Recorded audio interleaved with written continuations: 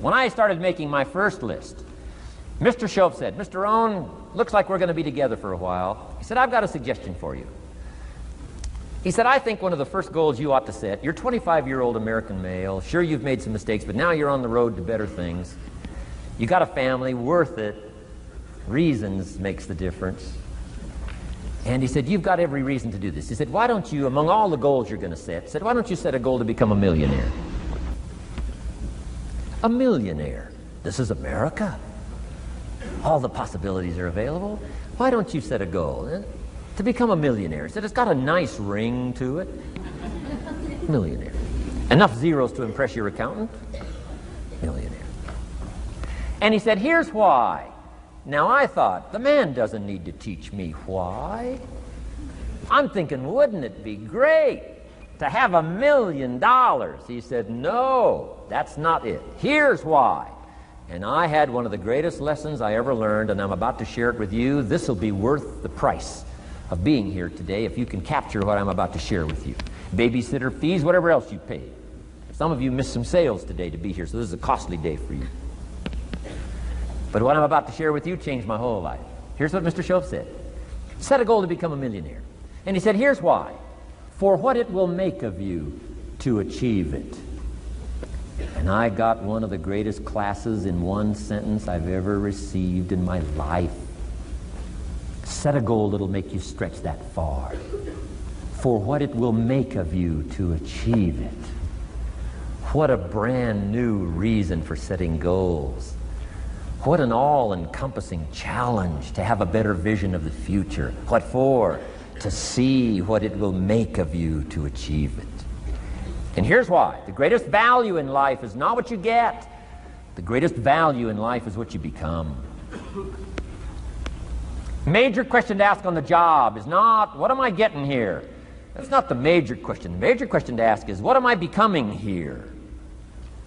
It's not what you get that makes you valuable, it's what you become that makes you valuable. So Shoaff said, set a goal to become a millionaire.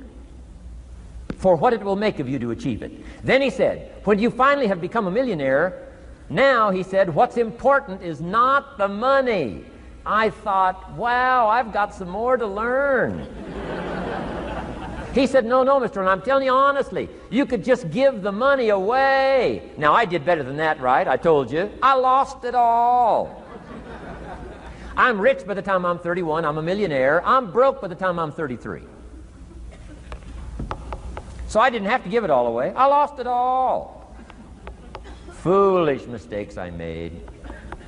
I'm a farm boy from Idaho. That early money drove me bonkers.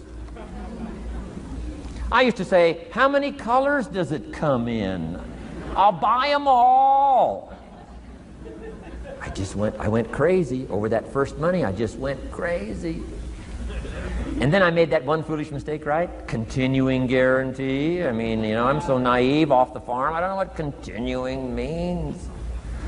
And a few other mistakes. And by the time I'm 33, I'm broke. Now I've made and lost millions since then. But what an experience that was. And I'm telling you, the man was right. When I finally was broke at age 33, guess what I discovered? My money did not mean that much. It represented only a fraction of all my assets. Shoaff said, once you become a millionaire, Mr. Rohn, you can give all the money away. Because he says, what's important is not the money. What's important is the person you've become. Now, let me give you the key phrase on setting goals. Set the kind of goals that will make something of you to achieve them. Set the kind of goals that will make something of you to achieve them.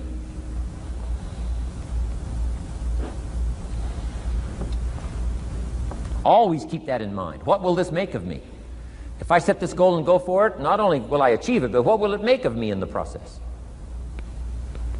What a whole new concept on setting goals. Now, there's two parts to this, and then we're wrapping up goals. Here's the first part now on this goal setting for what you become. Number one, don't set your goals too low.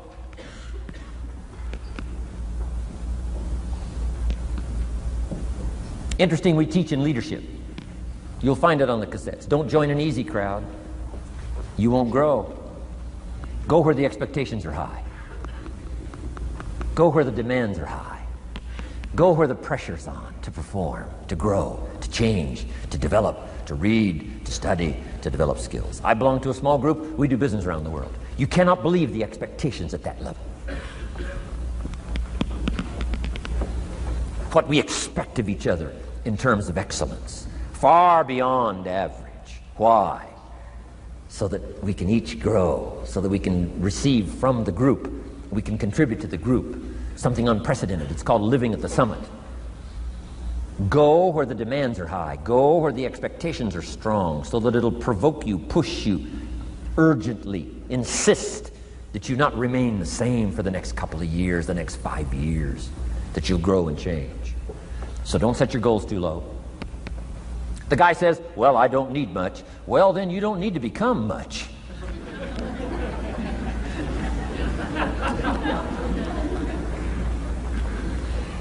Now here's the last part on setting goals. Don't compromise. Don't sell out.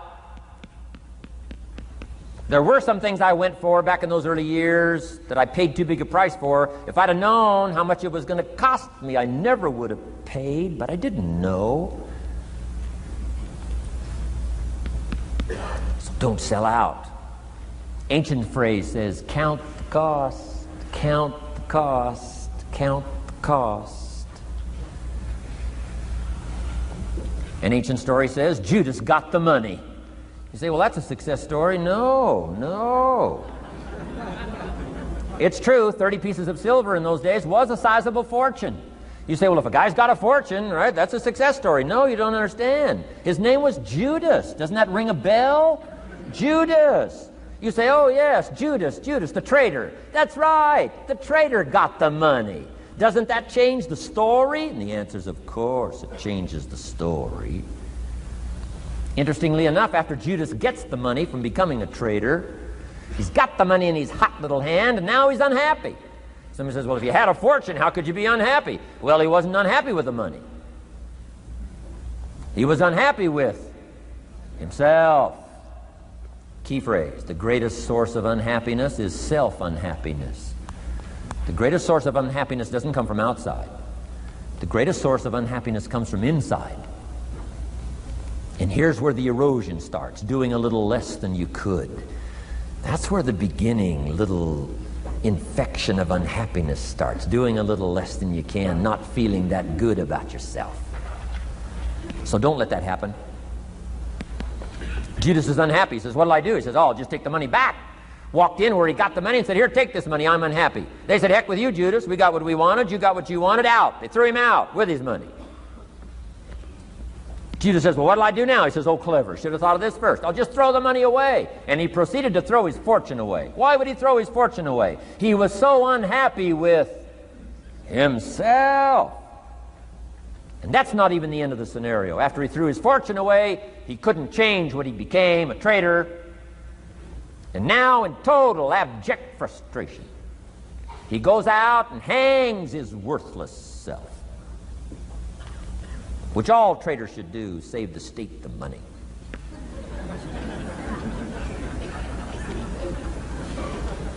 Why such a tragic end? Because he was so unhappy with himself. He sold out. He paid too big a price. Ancient script sums it all up and said, what if you gained the whole world and it cost you your soul? Too big a price to pay if you got the whole world. Don't sell out. Don't compromise your values. Don't compromise your virtues. Don't compromise your philosophy. Key. Here's the key word, beware. If Judas could speak back, he'd probably say beware. Two good words from ancient script. One, behold, the positive word. Behold the possibilities, behold the opportunity. Behold the drama, behold the awesomeness, behold the uniqueness. Behold the majesty, behold. What a good word. But here's the other word. Beware, beware, beware. Don't sell out. Mark well what you become in pursuit of what you want. But I'm inspiring you, hopefully, to set the kind of goals that'll transform your life.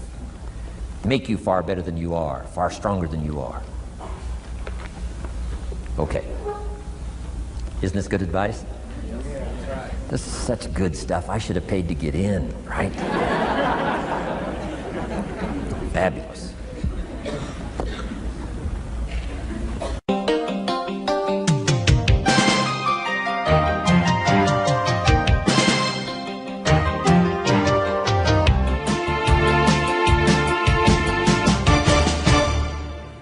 What should a child do with $1?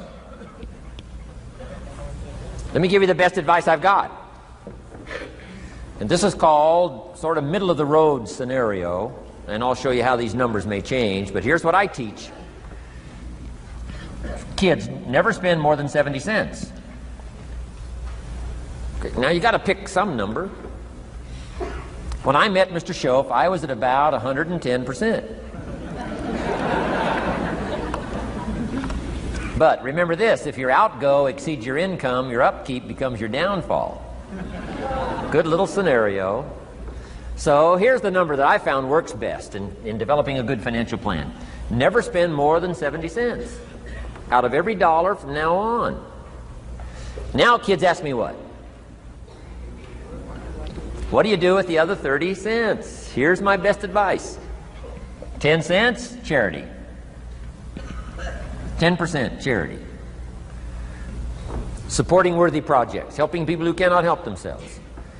Some churches teach tithe, peace, portion, turning back part of what you take out. Excellent, excellent philosophy. That's what that 10% is.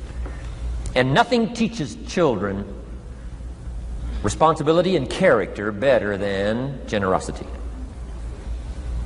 No school, no class, no teacher can teach character better than the simple act of generosity. 10 cents out of every dollar.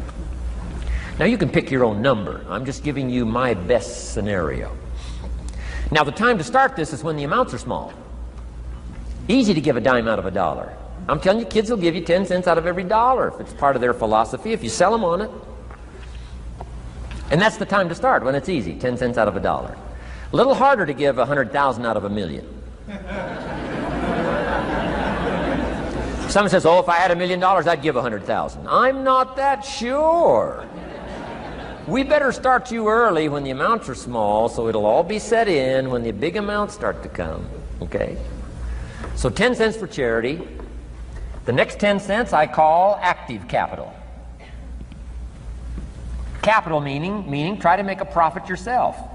We live in a capitalistic society, right? Everybody now wants to join capitalism. That's why the walls are coming down. Capital belongs in the hands of the people. That's where the genius is. So the genius is to try to show a profit. Buy and sell. Render service. Show a profit. Now here's what I teach kids. Profits are better than wages. Wages are okay. But wages help you make a living. Profits help you make a fortune. The key is to just understand philosophically a little simple economic scenario. And there's all kinds of ways to make a profit. I'm working on a new book. Here's what it's called. I think it's going to be called, Of Course Kids Should Pay Taxes.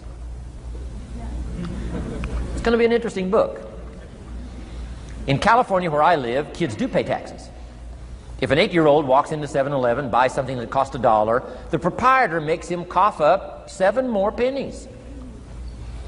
8-year-old says, what's these 7 pennies? Proprietor says, that's taxes. That's taxes.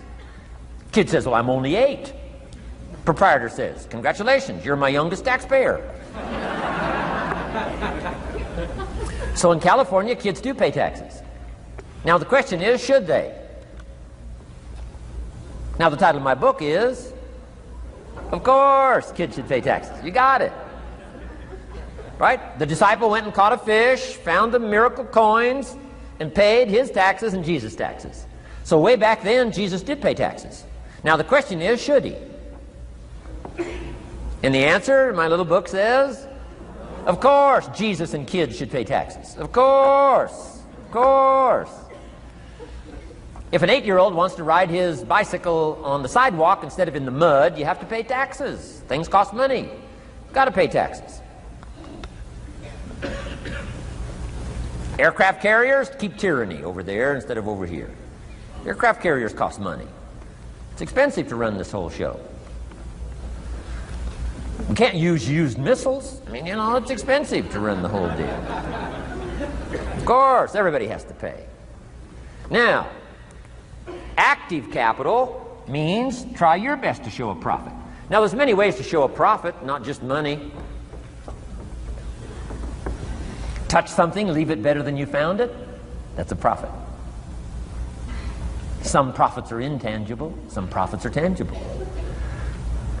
Long before Earth Day, for all sophisticated people, it was very proper when you left your hotel room to turn out the lights. All educated people. Why? Leave a profit. It's so easy to flip the switch and leave a profit. Some say, well, the hotel gets the profit. What do you care? All you need to become is a person who leaves a profit. Wow. I talked to a man who runs a whole string of apartments. He said, guess what? Most people, when they rent an apartment, leave it, what? Trashed, worse than they found it. What kind of a reputation would that be? Whatever you touch turns to trash. Whatever you touch gets dirty. Nothing you touch gets better. See, that's a poor philosophy. No wonder it leads to poverty, small lives. As one writer said, living lives of quiet desperation. This is where it all begins. Failure to leave a profit when you can, turn out the lights, doesn't matter what it is. Become profit-minded. Profits are better than wages because profit has the potential to make a fortune. Wages has the potential to make a living. So I teach kids, take part of your wages, if you earn the money, take part of it for charity and part of it to see if you can't make a profit. And there's all kinds of ways. My book's going to be full of all kinds of ways kids can make money. I teach kids how to have 2 bicycles, one to ride and one to rent. I mean, it doesn't take long to get into business. You don't have to be a genius. Halfway bright, you can start showing a profit. Now, here's the next 10 cents called passive capital. Meaning, let somebody else use the capital, you provide it, you're passive, they're active. And let them pay you interest. Profits and interest. Unique way to make a fortune. In fact, there's a Bible philosophy. I teach teenagers this Bible philosophy. Here's what it teaches. The borrower is servant to the lender. Wow. So where is the power position? Not a spender, a lender. And if I've taught teenagers well, if you ask them, among some of the things you want to be, when you grow up, as years pile on, what would you like to be? I'm telling you, among some of the things that they would like to be, if they've sat in on my classes or gotten some of my material, they will say, I want to be one of them lenders. Powerful position. Let somebody else use your capital. Some projects require more capital than any one person has. So we've got capital pools, whether you put it in a financial institution or whatever, right? Earn an interest, earn a profit, right? Buy a car and sell it for more than you paid for it. Why? Because you leave it better than you found it. Wow. Touch something and leave a profit. Okay? It's not just wrapped up in money and economics. This helps to teach all other scenarios of life on profit and capital and expenditures, what to do with your time and what to do with your life, and as well as what to do with your money. Okay? Now this little scenario I call the ideal. Now here's what's important. To set up the ideal and work toward it. Because at first you may not be able to do these numbers. Some people are in such desperate situation currently, they got to go 97, 1, 1, and 1. I mean, I had to start there. Start with pennies. And remember, it's not the amount that counts. Mr. Shoaff gave me the clear situation. Here it is. It's not the amount that counts, it's the plan that counts. When I met Mr. Shoaff, I'm 25 years old. I said to him, if I had more money, I'd have a better plan. He said, no, Mr. Rohn, if you had a better plan, you'd have more money. 6 years? 6 years? In America, 6 years?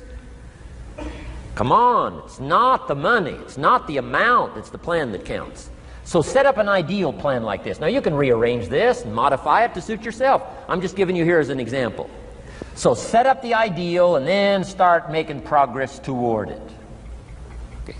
Because finally these numbers are going to change if you move on up into the higher area. right? The people I work with around the world couldn't spend 70 cents out of every dollar. It would be obscene. That'd be too much. So these numbers are bound to change. I don't know what mine are. Probably 20% up here. A lot larger numbers down here. Okay? So these numbers can change. I'm just offering you a good sample philosophy. Remember, philosophy is the set of the sail. The economy is not the set of the sail for you. For you, the set of the sail is your own philosophy, your own thinking, your own plan, your own concept. Don't borrow somebody else's plan. Don't borrow somebody else's concept. Don't borrow the concept, spend all you can, cross your fingers and hope for the best. Don't borrow that. Develop your own philosophy, and I'm telling you, it'll lead you to unique places. Now, the rest of a lot of this is on the cassette tapes, but let me just give you 2 or 3 more pieces of the scenario here. Then I want to talk about communications, and then we're going to wrap it up. Okay. Here's 2 or 3 more parts to financial independence. Number 1, keep strict accounts. This is the best of disciplines. Keep strict accounts.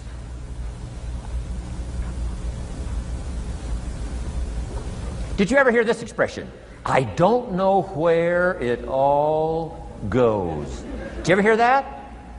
I don't know where it all goes. Oh, we'd love to have you run our company. You don't know where it all goes. Whoa. Did you ever hear this? It just gets away from me. It just gets away from me. Oh, we'd love to turn the world over you. It just gets away from you. Come on, you got to have better disciplines than that. Let that be the 90%. Let that be the scenario of the 97%, but don't let it be your scenario. Don't let it become your philosophy. Keep strict accounts. Next, a new attitude. I had to develop a new attitude as well as new concepts. Here's what I used to say. I hate to pay my taxes. Shoaff said, well, that's one way to live. I thought, well, doesn't everybody hate to pay their taxes? He said, no. No, a few of us have gotten way past that.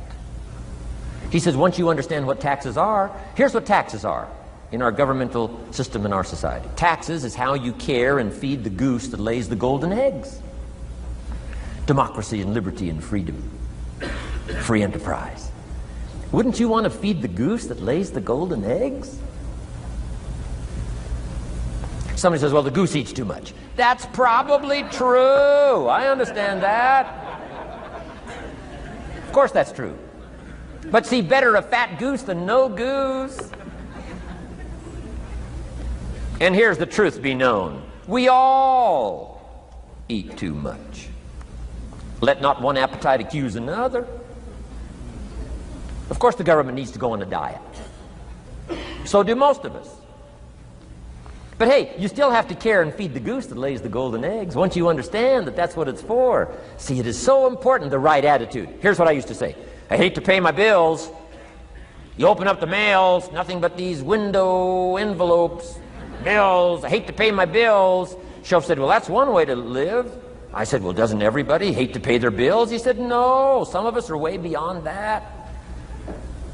I said, is it possible to love to pay your bills? He said, yes. Reduce your liabilities? Increase your assets? Wouldn't you love to do that? So start a whole new attitude here. Next time you pay $100 on an account, put a little note in there and say, with great delight, I send you this $100. I mean, they don't get many letters like that. Reduce my liabilities, increase my assets. My picture's changing. My picture's improving. I love to pay my bills. Keep the money in circulation. Pay my taxes. Feed the goose that lays the golden eggs. It's a matter of attitude.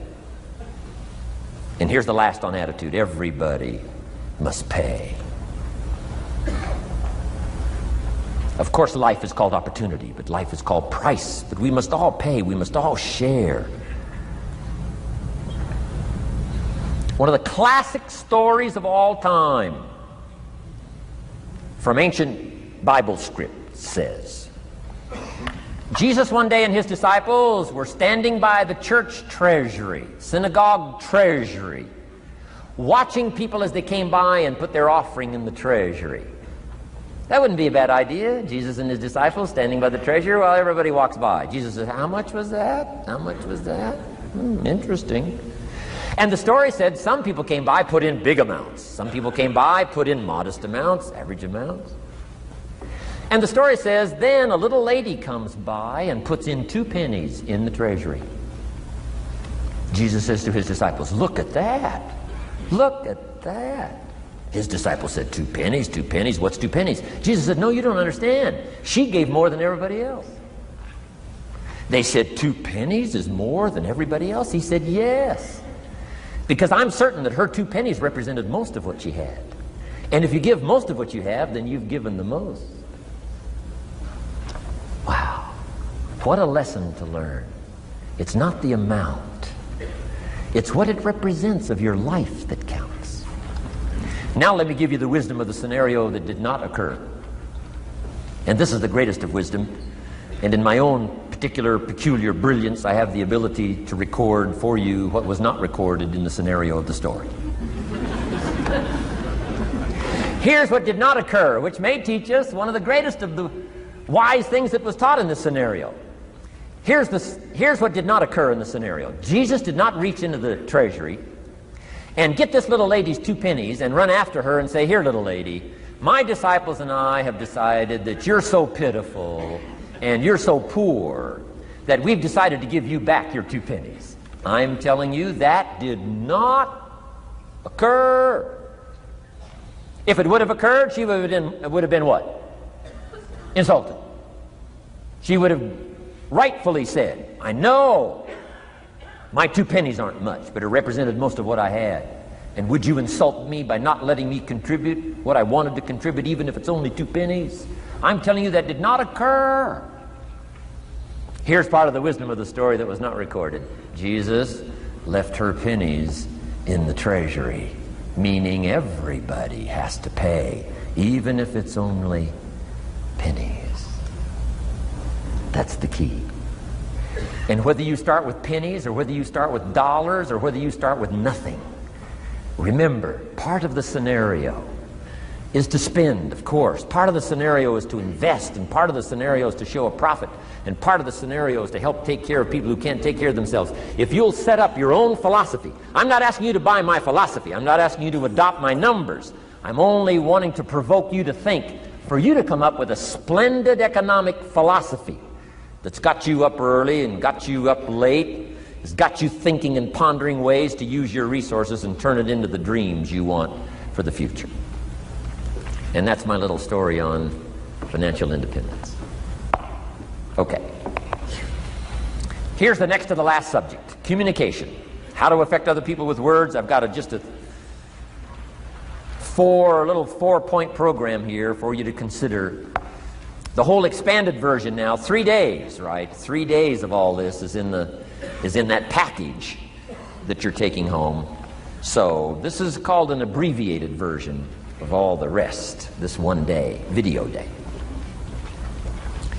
4 steps to good communication. Here's number 1, first of all, words can work miracles. That's why communication is so important. Words can work miracles. Words are powerful. Words are almost godlike. In fact, ancient script says the Word was God. God was the Word. Wow, words and God. I said to my Israeli audience last year, in the beginning, the story of creation is unique. It says, in the beginning, Jehovah God spoke and said what? We've got some students here, I'm sure. In the beginning, Jehovah God spoke and said what? Let there be light. And what? There was light. Wow! Wow! It looks like words create light. Is that possible? I'm telling you it's possible. Humans can get pretty close. What if somebody can't possibly see how they could do well, how they could become successful, how they could transform their lives and their health, their future, and their finances, spiritually, and every other way? They can't see, and you come along and share your story, and maybe borrow some other stories. And by the time you get through with a good presentation to this person, they say, now I can see. Before you got here, I was blind. I was in the dark. And while you were talking, some things dawned on me. Is it possible to create light with human intelligence, with words? And the answer is, of course, of course. Here's part of the spectacular opportunity as a human being. One person talking to another. It's got so much power, so much potential. A mother talking to a daughter, a father talking to a son, salesperson talking to a client. Nothing more magical and powerful, awe-inspiring than words have the ability to dramatically affect people's lives and futures. So become a good communicator. Let me give you some good keys to good communication. Here's number one: have something good to say. Communication starts with preparation. Getting ready to speak this year, getting ready to speak next year. Attend the classes, read the books. Have something good to say. Here's 4 good words to help you to have something good to say. 1 is interest. Develop a new interest in people and life and what's going on, economics and politics, religion, social structure, possibilities, opportunities. Develop a new interest. Here's the next word: fascination. Goes that step beyond interest. That's why kids learn so much that first 6 years. Fascination. Adults are walking on ants. Kids are saying, don't walk on these ants. I'm studying these ants. I'm looking at these ants. Kids are so fascinated. How come an ant can carry something bigger than he is? Wow. That's how come they learn so much. They're fascinated. And here's another little clue I've learned. Turn frustration into fascination if you can. You'll learn more. I've worked on this. I'm pretty good at it. Out in Los Angeles, I'm on the freeway. My airplane leaves in 45 minutes. The traffic is moving not 1 inch. I am now fascinated. I'm telling you. Now, it doesn't work every time.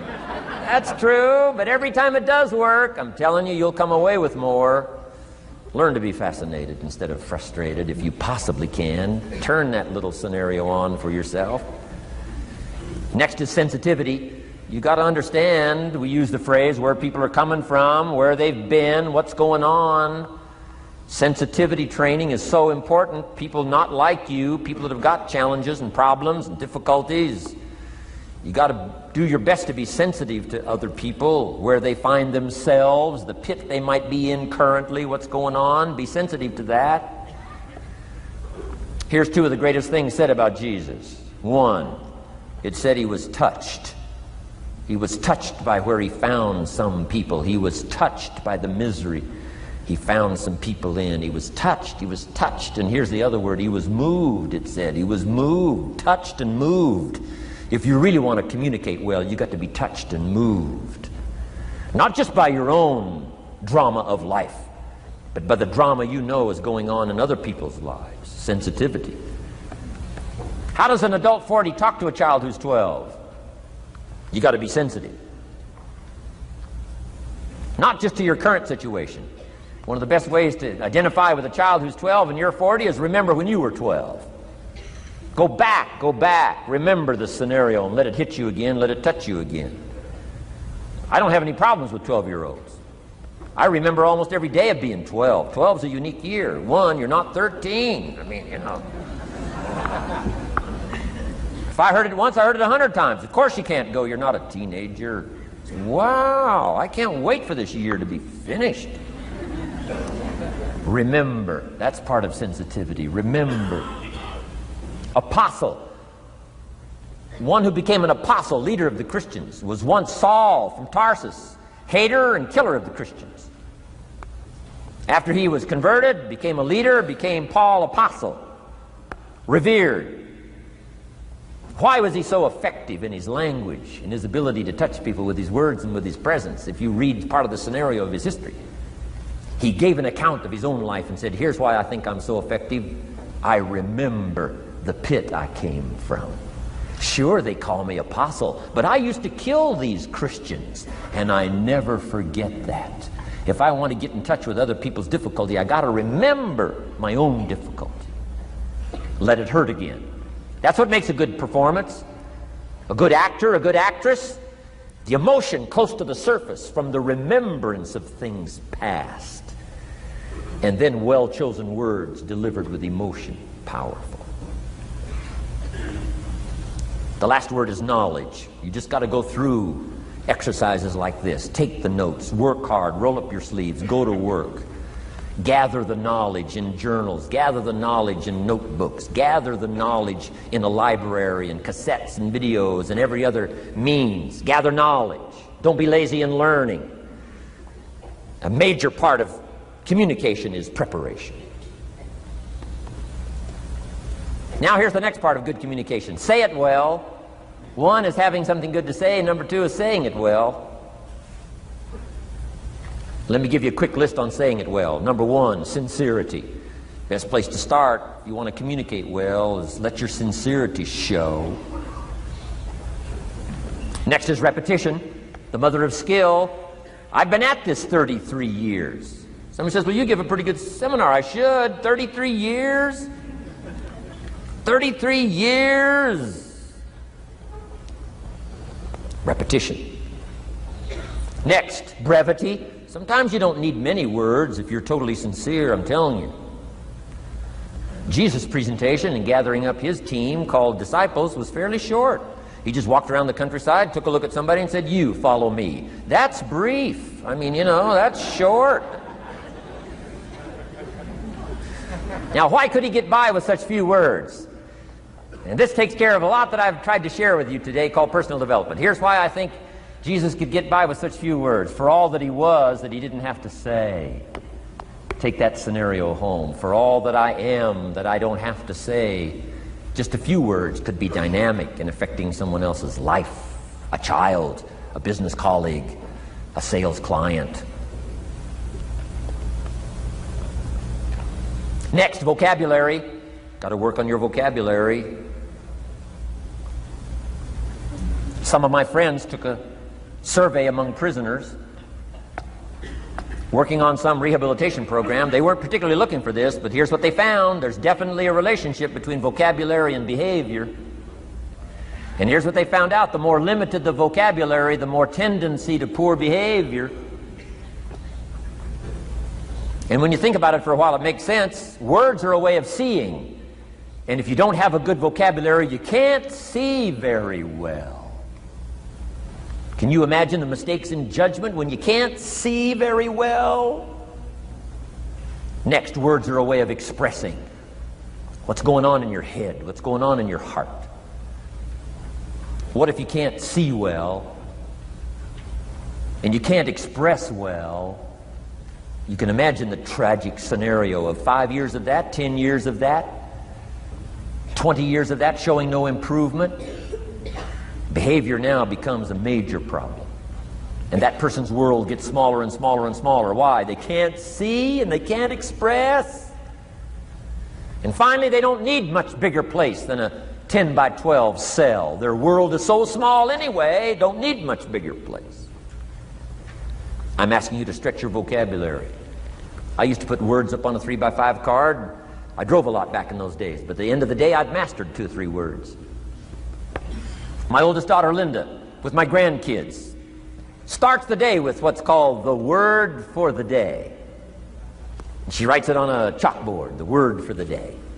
And the kids memorize that word and the meaning of the word. And every once in a while during the day, she'll say, what's the word for the day? The last day I was there, the word was superficial. Natalie's 4, Nathaniel's 5. And several times during that day, Linda, my daughter, would say, what's the word for the day? Natalie would say, superficial. And she would say, Nathaniel, what does that mean? On the surface. Several times during the day. What's the word for the day? Superficial. What does it mean? On the surface. If you were to ask my grandkids, the last time Grandpa was here, what was the word for the day? I'll bet you they'd probably know. Superficial. On the surface. Word for the day. Why not learn a word a day? Why not add to your vocabulary so you can see more, see better, and express better? Put out in words what's in your heart, what's in your soul, what's in your mind. It's important. So say it well. Here's number 3. Number 1 was have something good to say. Number 2, say it well. Here's number 3, read your audience. These are just simple concepts now. You've got to add some of the details, but that's what I'm mainly good for, is concepts. Read your audience. If you're talking to a child, you've got to study the face of the child. You've got to study a little body language. You've got to study what's going on. So you'll know whether to shift gears, come on a little stronger, ease off a little, might be too strong, search for another illustration, soft, strong. A lot of that is dictated by reading your audience. When I first started lecturing, I had some challenges here. I was so absorbed in my notes, lecturing like this. I'm telling you, in those early days, the audience could have left and I'd kept right on going. I didn't know what was going on down here. I didn't know what was going on over here. I didn't have any idea what was happening over here, whether I should come on a little stronger, ease back. I didn't know. I couldn't read my audience. So, read your audience. A prospect, read. Now let me give you some ways to read. Number 1, by what you see. Body language tells us some things. How to shift gears, whether to go on, whether to stop. If you're talking to somebody and they're leaning toward the door, that means you gotta hurry, right? They're not gonna be here long.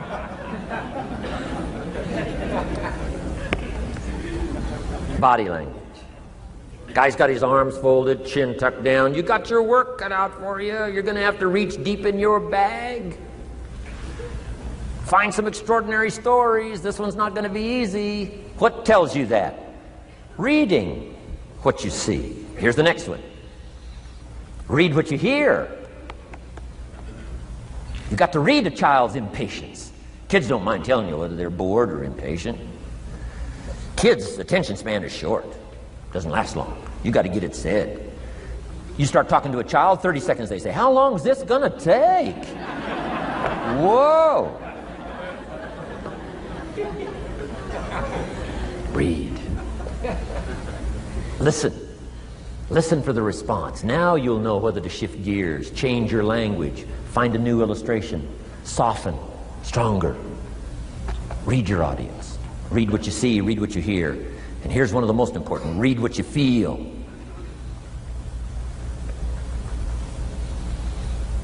Now, women are probably better at this than men when it comes to picking up emotional signals.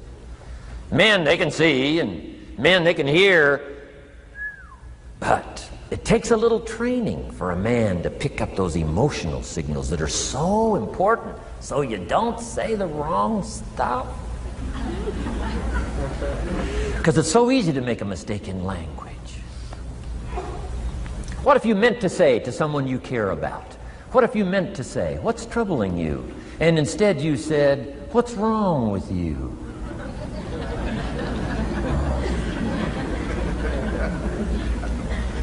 Communication. So read the emotional signals. If we could learn from the women on this emotion. Women have this uncanny antenna picking up this stuff. Woman says, "Doesn't feel right." I mean, what does that mean? It doesn't feel right. It doesn't feel right. Whoa. Women have got it though. Seems to be built in. Especially danger. Women pick it up quicker than men. It's built in, I think. Way back, right? Man was the provider, mama was the protector at home. So she picked up this scenario of danger, I think, these signals. But they are good. In the middle of the night, mama wakes up. The baby cries, mama wakes up. Papa sleeps. The faintest cry, mama's awake. Or she nudges her husband and says, go look, something isn't right. He says, "What do you mean it isn't right?" She says, "No, go look." He said, "Hey, everything's okay." She says, "Go look." He says, "Okay." And he gets out of bed, goes downstairs. The front door is open. How did she know that? We don't know. I mean, she just knows. She just knows. But I'm telling you, it's so valuable in communication to be able to pick up the emotional signals as well as what you see and as well as what you hear. It's so important. But women are good. Ancient scenario says this: there are shepherds and there are sheep. And there are wolves. What a good life scenario. But it doesn't stop there. This ancient scenario says also, some wolves are so clever, they've learned to dress up like sheep.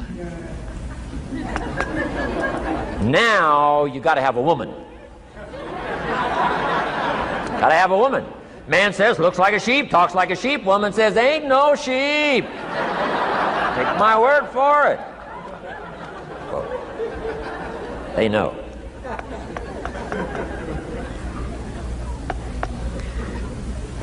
Read. Pick up the signals. Don't ignore the signals. Develop this personal development scenario, communication, financial independence, and all the rest. Now here's the last part. Intensity. Words mixed with emotion. Words mixed with hate. Words mixed with love. Words mixed with faith. Words mixed with courage. That's what's powerful. Words have a certain effect, but words loaded with emotion have an incredible effect. If I had a little straight pin, a guy buys a shirt, it's got all these little pins in it. I take out all these pins. If I took one of those little straight pins and I threw it at you, and let's say it reached you and hit you in the face or hit you in the hand, you'd feel it. This little straight pin, you'd feel it. That means I got you with my words. But what if I took that little straight pin and wired it to the end of an iron bar, about that long? See, I could drive that pin through your heart. The pin is the words, the iron bar is the emotions. The emotions. Here's the best I could share with you. Put more of you into what you say. Don't be casual in language. Don't be casual in words. Casualness leads to casualties on the freeway and in communication. Don't be lazy in learning good communication.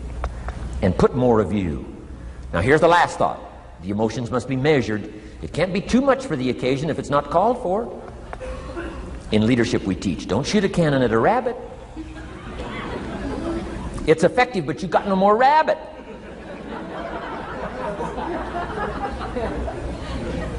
So here's some of the most powerful scenario in communication. Here it is.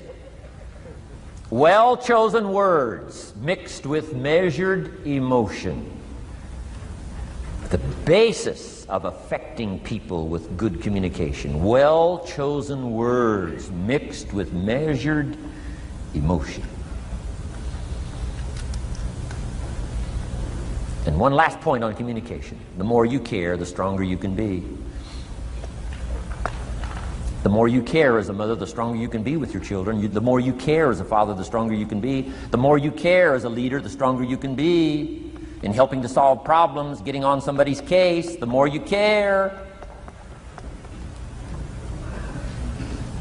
But you gotta care. I don't mind a minister consigning my soul to hell fire for my sinful ways. I don't mind that.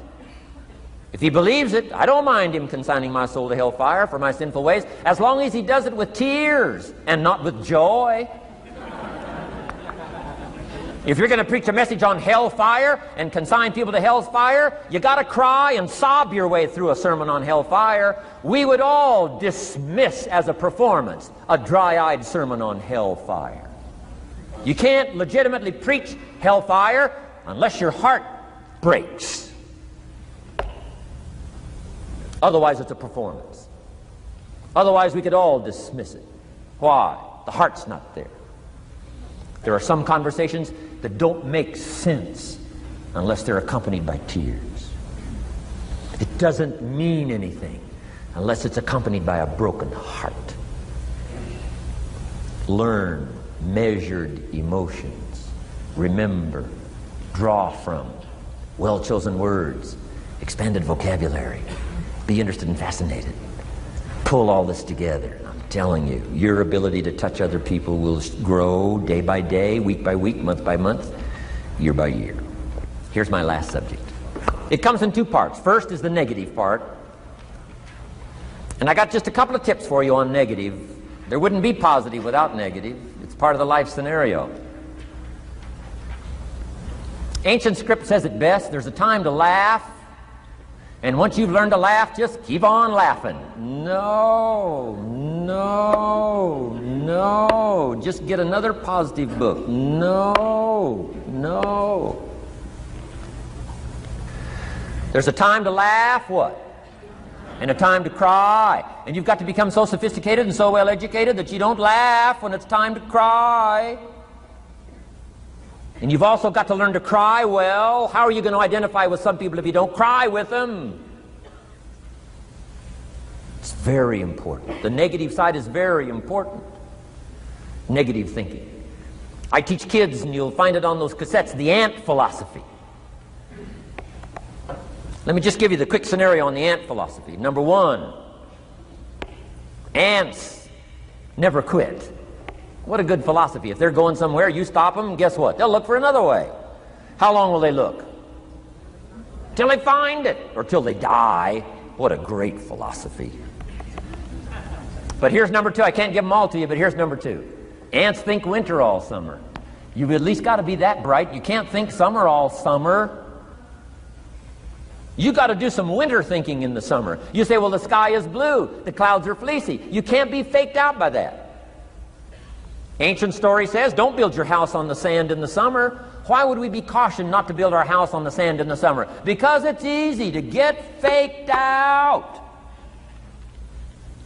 So what should you do during the summer? Think winter. Think storm. That'll drive you to find a rock in the summer when the sky is blue. Key, negative is normal. You got to handle it. You can't dismiss it. It's part of the life scenario, like your white corpuscles we talked about earlier. So don't ignore it. Let it be part of the scenario. Here's the key. Learn to master it. Negative is not to be ignored. It's to be mastered. It makes us better than we are to wrestle with it.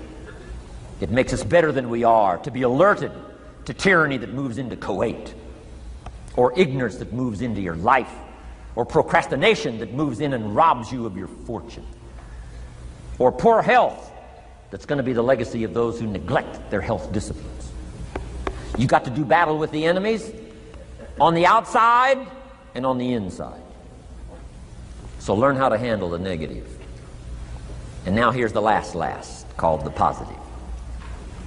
Let me give you the day that turns your life around, as quickly as I can. I got 4 parts to the day that turns your life around, and then we're finished for the day. Number 1, disgust. Disgust. Disgust is a negative emotion, but it can have a very positive, powerful effect. Disgust says, I've had it. What an important day that could be. I've had it. Wow. I met a beautiful, powerful, accomplished executive lady in New York. The company invited me to come in. This lady was a vice president, extraordinary lady. I got to know her, and I found out her story. I said, how did you get here? Big income. And she never went to college, never went to university.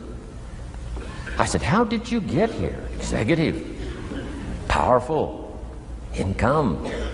She said, well, let me tell you part of the scenario. She said, when I was a young mother a few years ago, she said, one day I asked my husband for $10.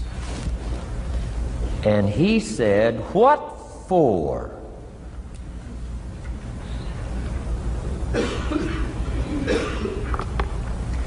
She said, before that day was over, I decided I would never, ever ask again.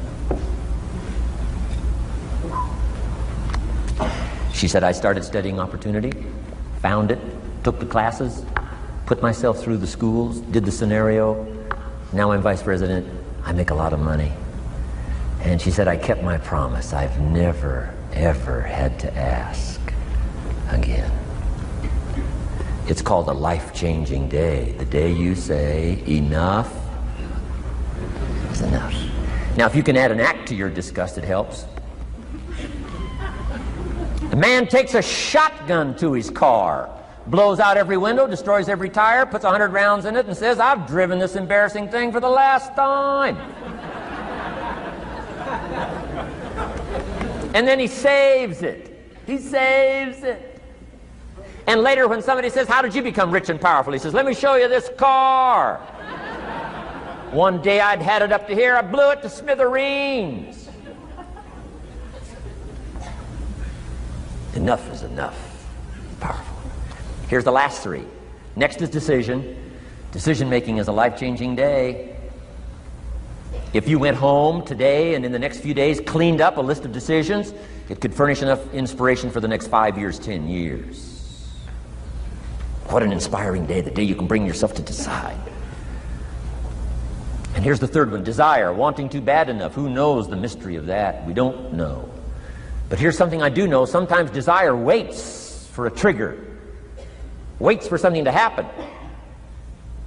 Who knows what the happening may be? A song, the lyrics, a movie, the dialogue, a seminar, a sermon, a book, an experience, confrontation with an enemy, a conversation with a friend who finally levels with you. Whatever the experience it is, it's so valuable. And here's my best advice. Welcome all experiences. You never know which one is going to turn everything on. Don't put up the walls. The same wall that keeps out disappointment keeps out happiness. Take down the walls. Go for the experience. Let it teach you. And here's the last one. Resolve. Resolve says I will. Two of the most powerful words in the language. Benjamin Disraeli said, nothing can resist a human will that will stake its existence on its purpose. Shortly put, I'll do it or die. Best definition of resolve I got from a little junior high girl, Foster City, California. I'm going through some words one day. I got to this one and I asked the kids, who can tell me what resolve means? Some didn't know, some tried. Interesting. The last one was the best. Little girl about 3 rows back, she said, I think I know, Mr. Rohn. I said, what? She said, I think resolve means promising yourself you will never give up. I said, that's the best I've ever heard. She's probably giving seminars somewhere today, right? I mean, that's the best I've heard. I asked the kids, how long should a baby try to learn how to walk? How long would you give your average baby? Before you say, hey, enough's enough. No. Any mother in the world would say, you're crazy. My baby is going to keep trying what? Until. What a magic word. I want you to write it down. Until. Promise yourself you'll read the books until your skills change. You'll go to seminars until you get a handle on it. You'll listen to it until it makes sense. You'll go for it until you understand it. You'll practice it until you develop the skill. Never give up until, however long that is. Step by step, piece by piece, book by book, word by word, apple by apple. Walk around the block, walk around the block. Go for it. Don't miss the chance to grow. And resolve that you'll pay the price until you learn, change, grow, become. And then you'll discover some of life's best treasures when you pay that price. Now here's my last word to you. As leaders in the community, I'm sure you are. Parents, the greatest challenge of leadership is parenting. Whether you're in sales or management, wherever I've found you today, I want to give you, from my heart to you, what I wished you would do from this seminar today. And if I've inspired you to do this part here, among all the other things I've talked about, I would have considered it worthwhile to leave my family, fly away from my home, drop down into Fort Worth, Dallas, and spend one of my very precious days with you. If I can accomplish this, it'll all be worthwhile. It comes in two parts, and here it is. One, learn to help people with their lives, not just their jobs. Learn to help people with their lives, not just their skills on the job. Touch people with a book, touch people with a poem, touch people with some words. Don't fail to say something that could be meaningful. Help people with their lives, help them set their goals. Help them with their dreams, help them with the future, help them with errors, help them with mistakes. Help people. Help your kids not just get along, not just hang in there. Not just try to hold the family together. Try to build lives with communication. Build lives with setting goals. Help your kids with their lives, not just their homework, their lives. And here's my last one for you personally, because I'm probably one of the best examples of this standing before you in this auditorium today. Here it is. Ancient script says, if you work on your gifts, they will make room for you. If you work on your gifts, they will make room for you. Wow. Look where my gifts have brought me today, to this room.